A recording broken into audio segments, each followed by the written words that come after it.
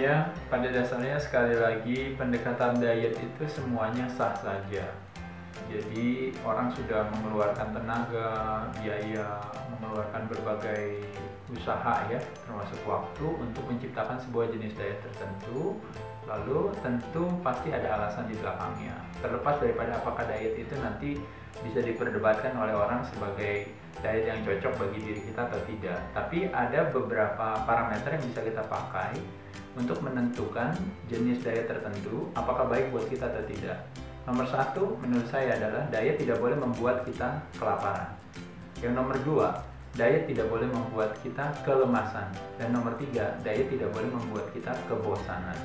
Nah, lapar, lemas, dan bosan itu adalah tiga hal yang pasti akan selalu berhubungan, yang membuat bagaimanapun juga terlepas daripada diet itu secara saintifik ataupun secara apapun dianggap adalah diet yang terbaik di dunia, tapi ketika diaplikasikan kepada diri kita tidak bisa menerapkannya. Jadi diet itu akan mati atau runtuh. Nah, oleh sebab itu diet tidak boleh membuat kita jadi kelemasan. Kalau kita menjalankan satu jenis diet dan kita lemas, badan terlalu cerdas untuk dibohongi. Pasti kita akan berusaha untuk kapan ini diet selesai. Setelah itu, kalaupun juga kita berhasil mendapatkan badan yang kita inginkan, pasti badannya akan minta bayarannya. Makanya kenapa hampir lebih dari 95% orang yang melakukan aktivitas diet pasti selalu gagal dan kembali ke badannya semula, atau bahkan lebih buruk daripada badan semula, dan bahkan menyalahkan dietnya. Karena apa? Karena pada dasarnya sekali lagi terjadi sebuah pemaksaan. Sehat adalah bersahabat dengan pertemanan hati, sakit adalah bersahabat dengan perlawanan hati. Jadi ketika kita diet, kita tidak menciptakan perlawanan hati. Intinya sebenarnya itu aja. Jadi apapun, kebetulan teman-teman di sini pertanyaan hari ini adalah bertanya tentang misalnya, boleh gak saya diet tanpa harus boleh gak saya latihan tanpa harus makan misalnya, contohnya. Kembali lagi kita mesti bertanya, latihan yang terbaik adalah latihan yang dilakukan pada saat dimana energi level atau tenaga kita dalam posisi atau kondisi tertinggi. Sebagai contoh misalnya latihan beban. Latihan beban menggunakan apa sebagai sumber tenaga? Menggunakan gula sebagai sumber tenaga. Nah, ketika tidak ada gula sebagai sumber tenaga buat kita melakukan aktivitas latihan beban, kita lakukan latihan beban dalam kondisi, kalau istilahnya orang bilang running on empty, dalam kondisi kosong. Maka apa yang terjadi? Badan secara cerdas akan mencari jalan lain untuk supaya memberikan kita tenaga supaya kita bisa survive di dalam aktivitas tersebut.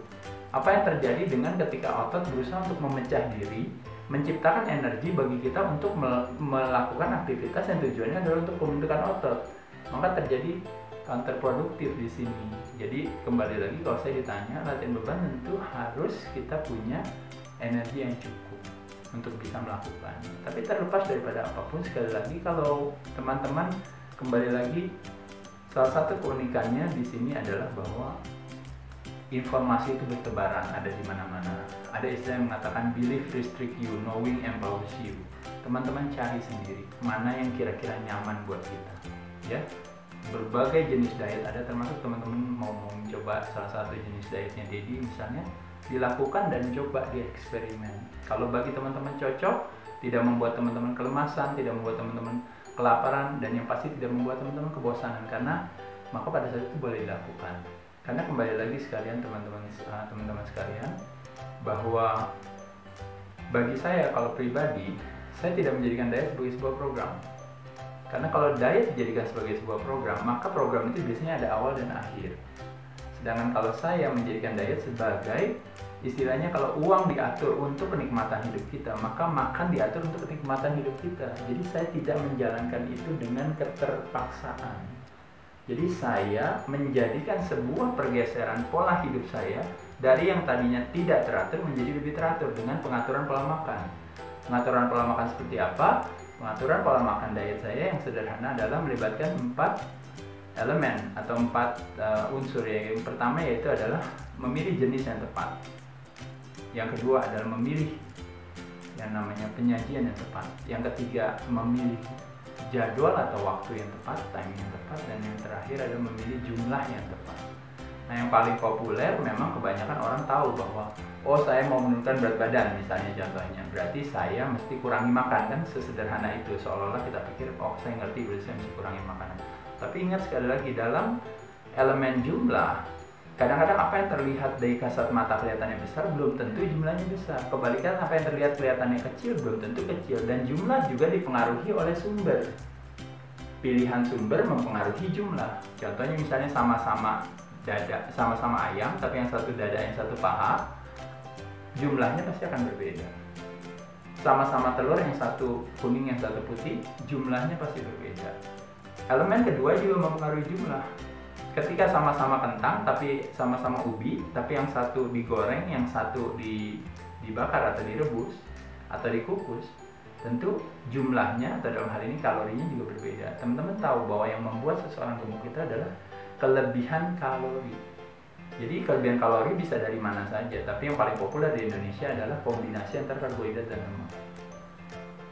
Proteinnya biasanya kurang, seratnya biasanya kurang. Jadi kurang lebih, sekali lagi, untuk menjawab pertanyaan ini saya rasa tidak ada masalah apapun yang teman-teman mau lakukan. Teman-teman coba jadikan itu sebagai pengalaman. Kalau teman-teman anggap jenis diet tertentu dirasakan memang nyaman, silahkan lanjutkan.